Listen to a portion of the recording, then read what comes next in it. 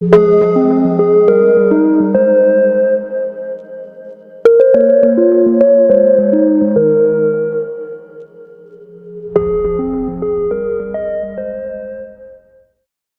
1. You will hear a man phoning to inquire about a cleaning service for his apartment. First, you have some time to look at questions 1 to 5.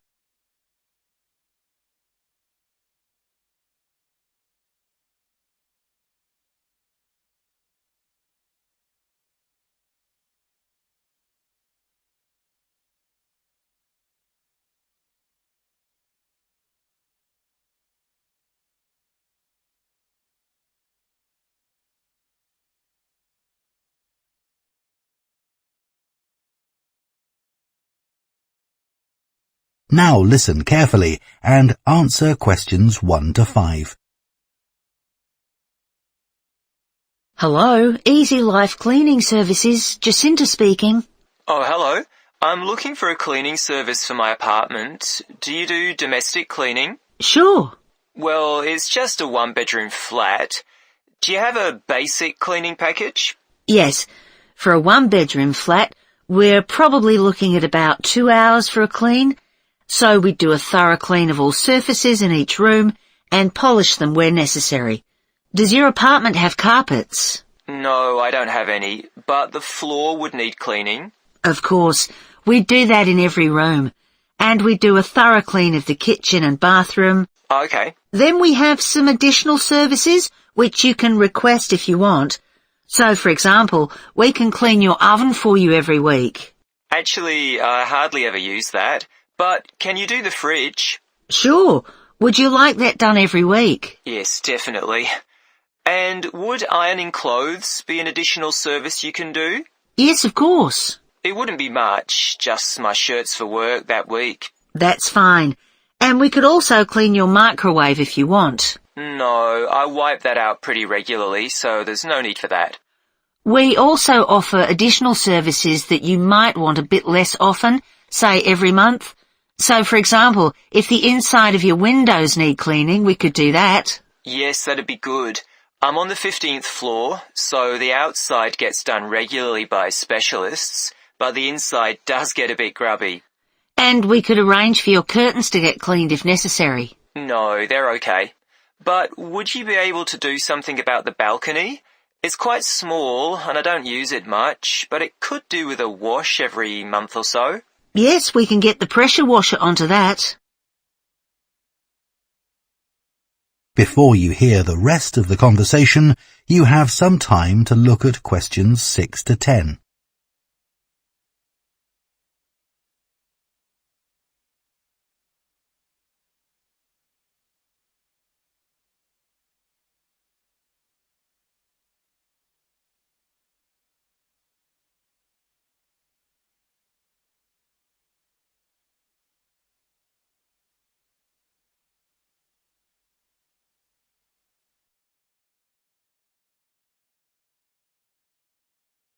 Now listen and answer questions 6 to 10.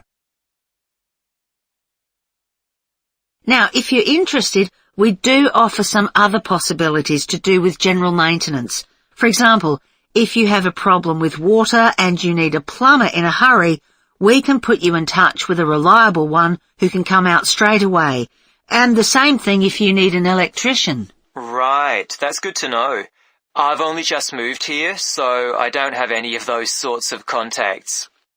And I don't know if this is of interest to you, but we also offer a special vacuum cleaning system which can improve the indoor air quality of your home by capturing up to 99% of all the dust in the air. So if you're troubled by allergies, this can make a big difference. Right, in fact, I don't have that sort of problem, but I'll bear it in mind. Now, can you tell me a bit about your cleaning staff? Of course. So all our cleaners are very carefully selected. When they apply to us, they have to undergo a security check with the police to make sure they don't have any sort of criminal background. And of course, they have to provide references as well. Then if we think they might be suitable for the job, we give them training for it. That lasts for 2 weeks, so it's very thorough, and at the end of it they have a test. If they pass that, We take them on, but we monitor them very carefully. We ask all our clients to complete a review of their performance after every visit and to email it to us, so we can pick up any problems straight away and deal with them. Okay, well, that all sounds good. And will I always have the same cleaner? Yes, we do our best to organise it that way, and we usually manage it. Good, that's fine. Right, so I'd like to go ahead and... That is the end of Part 1. You now have half a minute to check your answers to Part 1.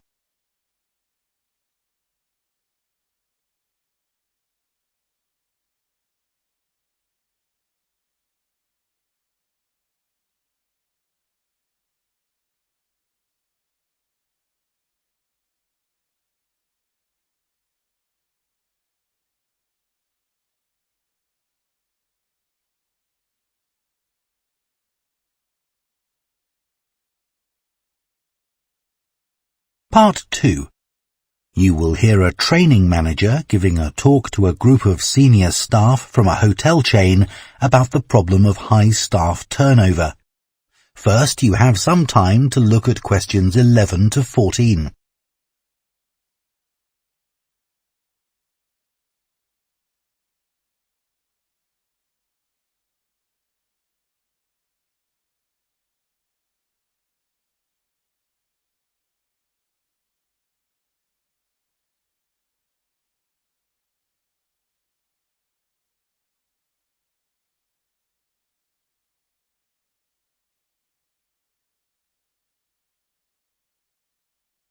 Now listen carefully and answer questions 11 to 14.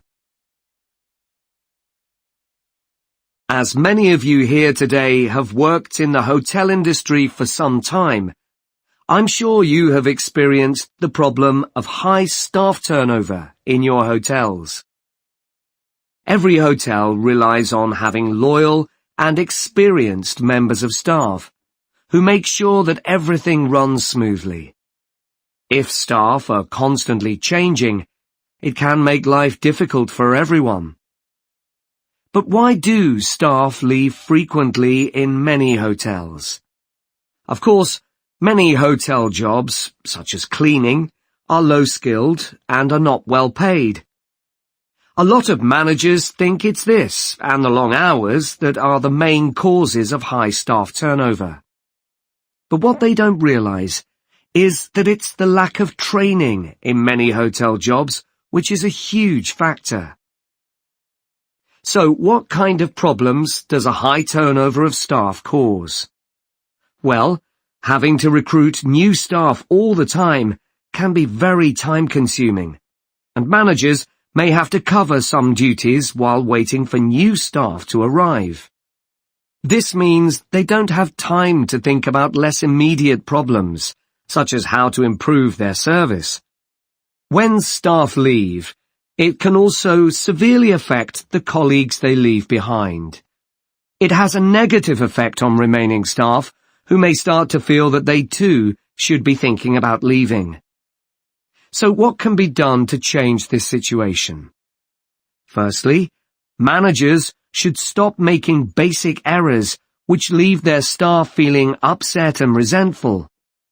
When organizing shifts, for example, make sure you never give certain staff preferential treatment. All staff should be given some choice about when they work, and everyone should have to work some evening and weekend shifts. If you treat staff fairly, they'll be more likely to step in and help when extra staff are needed. Keeping staff happy has other tangible benefits for the business.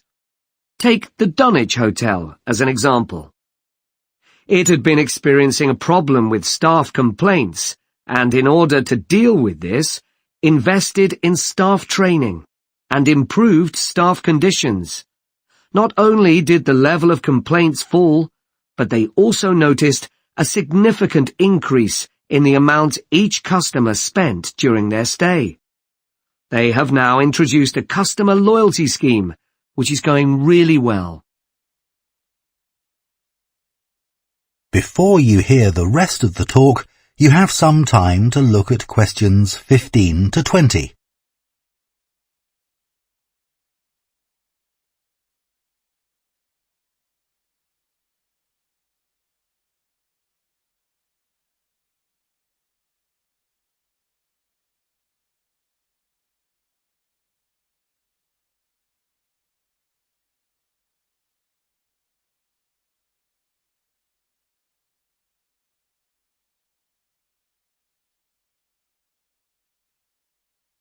Now listen and answer questions 15 to 20.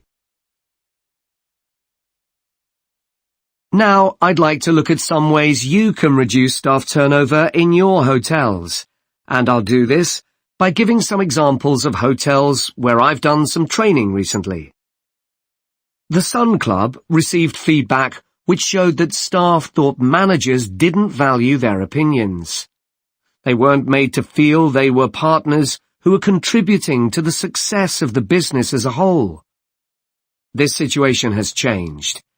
Junior staff at all levels are regularly invited to meetings where their ideas are welcomed. A year ago, the Portland recognized the need to invest in staff retention. Their first step was to introduce a scheme for recognizing talent amongst their employees. The hope is that organizing training for individuals with management potential will encourage them to stay with the business. At Blue Water, managers decided to recognize 50 high achievers from across the company's huge hotel chain. As a reward, they're sent on an all-expenses-paid trip abroad every year. Fun is an important element in the trips, but there's also the opportunity to learn something useful. This year's trip included a visit to a brewery, where staff learned about the new beer that would be served in the hotel. Pentlow Hotels identified that retention of junior reception staff was an issue. In order to encourage them to see that working in a hotel could be worthwhile and rewarding with good prospects, they introduced a management program. These staff were given additional responsibilities and the chance to work in various roles in the hotel. Green Planet wanted to be seen as a caring employer. To make life easier for staff, many of whom had childcare responsibilities, the hotel began issuing vouchers to help cover the cost of childcare. Louise Marsh at the Amesbury has one of the best staff retention rates in the business. Since she joined the company, she's made a huge effort to achieve this by creating a cooperative and supportive environment. For her, the staff are part of a large family where everyone is valued. Okay, now I'd like to move... That is the end of part 2. You now have half a minute to check your answers to part 2.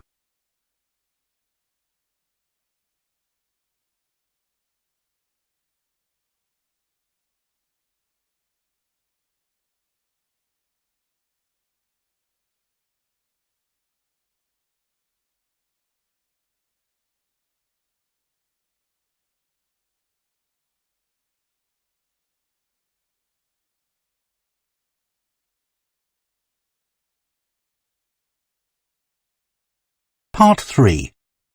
You will hear two students called Jean and Thomas discussing their sports science course. First, you have some time to look at questions 21 to 24.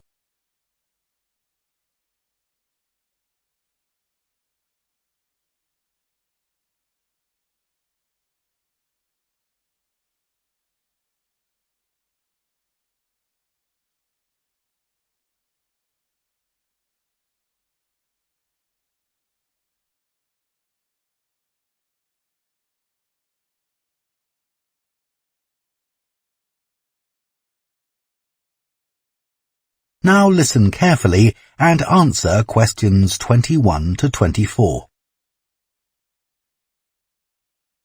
Hi, Thomas. How are you enjoying the course so far? Yeah, I think it's good. Remind me, why did you decide to study sports science? Didn't you want to be a professional athlete when you were at school? Yeah, that was my goal, and all my classmates assumed I would achieve it. They thought I was brilliant. That must have been a nice feeling. I thought I could win anything. There was no one who could run faster than me. Exactly. So what happened? Did your mum and dad want you to be more academic? Not at all. Perhaps they should have pushed me harder, though. What do you mean? I think I should have practiced more. What makes you say that? Well, I went out to Kenya for a couple of weeks to train. Really? Oh, I didn't know that. I was chosen to go there out of loads of kids and run with some of the top teenage athletes in the world.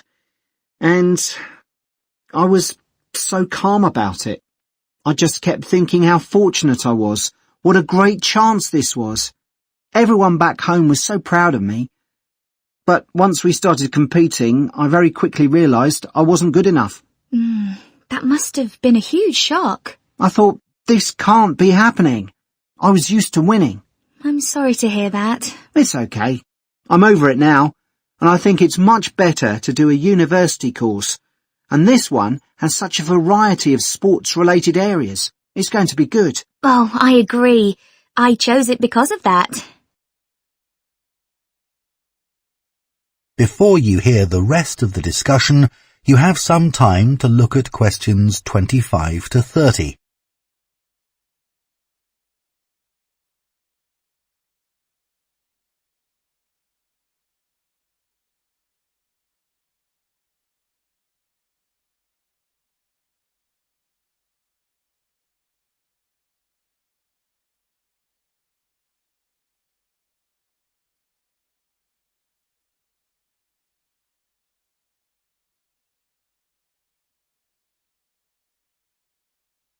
Now listen and answer questions 25 to 30. So, Jian, have you thought of any ideas for the discussion session next week on technology and sport? We have to cover more than one sport, don't we? Yeah. You know, we always think technology is about the future, but we could gather some ideas about past developments in sport. Look at early types of equipment, perhaps. I remember reading something about table tennis bats once, how they ended up being covered with pimpled rubber. 'Cause they were just wooden at first, I'd imagine. Yeah. In about the 1920s, a factory was making rolls of the rubber in bulk for something like horse harnesses. Really? Yeah, and someone realised that it would make a perfect covering for the wooden bats. So, what about cricket? That's had a few innovative changes. Maybe the pads they wear on their legs? I don't think they've changed much, but I'm just looking on the internet. And it says that when the first cricket helmet came in 1978, the Australian batsman who first wore it was booed and jeered by people watching because it was so ugly. Wow! Players have to protect themselves from getting hurt. I mean, everyone wears one now. Unlike the cycle helmet. Well, unless you're a professional. But you're right, many ordinary bikers don't wear a helmet. Hey, look at these pictures of original helmet designs. This one looks like an upside-down bowl. Yet the woman's laughing. She's so proud to be wearing it. It says serious cyclists ended up with wet hair from all the hard exercise. I guess that's why they have large air vents in them now, so that the skin can breathe more easily. OK, so we've done helmets. What about golf balls? Or better still, golf clubs. They've changed a lot. Yeah. I remember my great-grandfather telling me that because a club was made entirely of wood, it would easily break and players had to get another. There's no wood at all in them now, is there? No, they're much more powerful. The same must be true of hockey sticks. I don't think so, because players still use wooden sticks today. What it does say here, though, is that when the game started, you had to produce a stick yourself. I guess they just weren't being manufactured. So, one more perhaps? What about football? Well, I know the first balls were made of animal skin. Yeah, they covered them with pieces of leather that were stitched together. But the balls let in water when it rained. Oh, that would have made them much heavier. That's right. You can imagine the damage to players' necks when the ball was headed. Oh, how painful that must have been. Yeah. Well, I think we can put together some useful ideas and... That is the end of part 3. You now have half a minute to check your answers to part 3.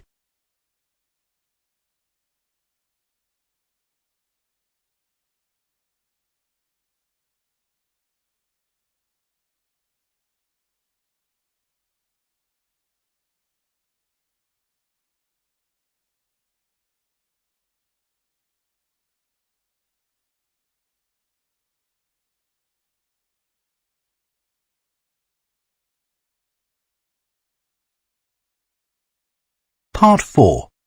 You will hear a presentation by a food science student about the production of maple syrup. First, you have some time to look at questions 31 to 40.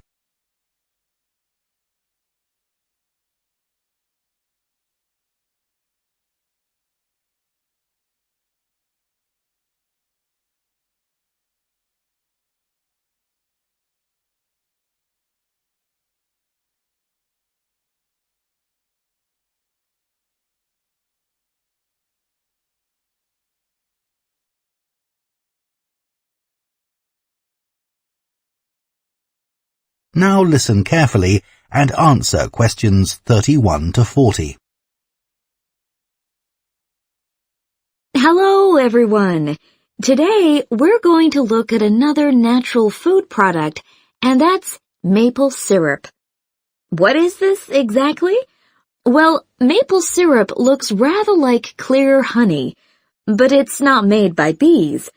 It's produced from the plant fluid, or sap, inside the maple tree, and that makes maple syrup a very natural product.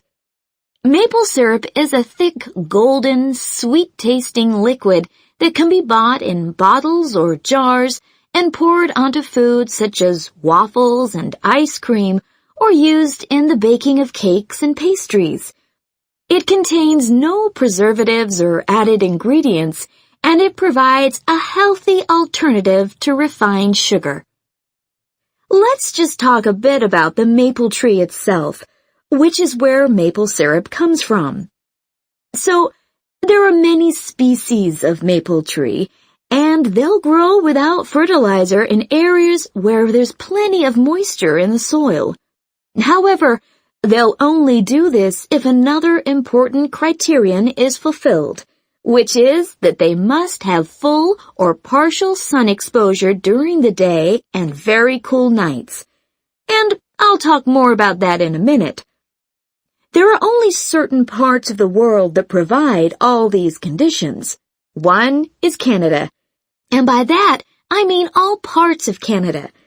And the other is the northeastern states of North America. In these areas, the climate suits the trees perfectly. In fact, Canada produces over 2/3 of the world's maple syrup, which is why the 5-pointed maple leaf is a Canadian symbol and has featured on the flag since 1964. So, how did maple syrup production begin? Well, long before Europeans settled in these parts of the world, the indigenous communities had started producing maple sugar. They bored holes in the trunks of maple trees and used containers made of tree bark to collect the liquid sap as it poured out. As they were unable to keep the liquid for any length of time, they didn't have storage facilities in those days. They boiled the liquid by placing pieces of rock that had become scorching hot from the sun into the sap. They did this until it turned into sugar, and they were then able to use this to sweeten their food and drinks. Since that time, improvements have been made to the process, but it has changed very little overall.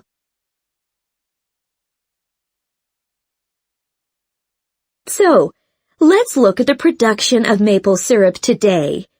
Clearly, the maple forests are a valuable resource in many Canadian and North American communities. The trees have to be well looked after, and they cannot be used to make syrup until the trunks reach a diameter of around 25 centimeters. This can take anything up to 40 years. As I've already mentioned, maple trees need the right conditions to grow and also to produce sap. Why is this? Well, what happens is that during a cold night, the tree absorbs water from the soil, and that rises through the tree's vascular system. But then, in the warmer daytime, the change in temperature causes the water to be pushed back down to the bottom of the tree. This continual movement, up and down, leads to the formation of the sap needed for maple syrup production. When the tree is ready, it can be tapped, and this involves drilling a small hole into the trunk and inserting a tube into it that ends in a bucket. The trees can often take several taps, though the workers take care not to cause any damage to the healthy growth of the tree itself. The sap that comes out of the trees consists of 98% water and 2% sugar and other nutrients. It has to be boiled so that much of that water evaporates, and this process has to take place immediately using what are called evaporators. These are basically extremely large pans. The sap is poured into these. A fire is built, and the pans are then heated until the sap boils. As it does this, the water evaporates and the syrup begins to form. The evaporation process creates large quantities of steam, and the sap becomes thicker and denser, and at just the right moment, when the sap is thick enough to be called maple syrup, the worker removes it from the heat. After this process, something called sugar sand has to be filtered out, as this builds up during the boiling and gives the syrup a cloudy appearance and a slightly gritty taste. Once this has been done, the syrup is ready to be packaged so that it can be used for a whole variety of products. It takes 40 liters of sap to produce 1 liter of maple syrup, so you can get an idea of how much is needed. So that's the basic process. In places like Quebec, That is the end of part 4. You now have half a minute to check your answers.